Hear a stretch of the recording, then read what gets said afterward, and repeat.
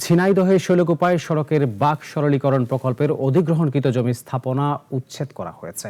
সকালে উপজেলার পাইকপাড়া গ্রামে এই অভিযান চালায় উপজেলা প্রশাসন ও সড়ক ও জনপথ অধিদপ্তর। সে সময় এই গ্রামের প্রায় 2.5 একর জমির 19টি স্থাপনা গুড়িয়ে দেওয়া হয়। অভিযানে শৈলকুপা উপজেলা নির্বাহী কর্মকর্তা মাহফুজুর রহমান, সড়ক ও জনপথ অধিদপ্তরের নির্বাহী প্রকৌশলী হাফিজুর রহমান সহ পুলিশ সদস্যরা উপস্থিত ছিলেন।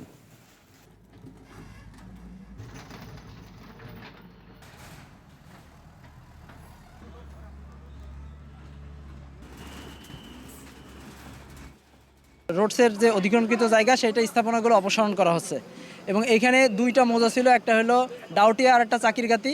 এই 2টা মৌজায় আমরা আজকে 2.29 একর জমি আমরা উচ্ছেদ করতেছি এবং এই উচ্ছেদকৃত যে মালামালগুলো আছে সেগুলো আমরা স্পট নিলামের মাধ্যমে নিলামকৃত টাকাটা সরকারি কোষাগারে জমা প্রদান করা হবে।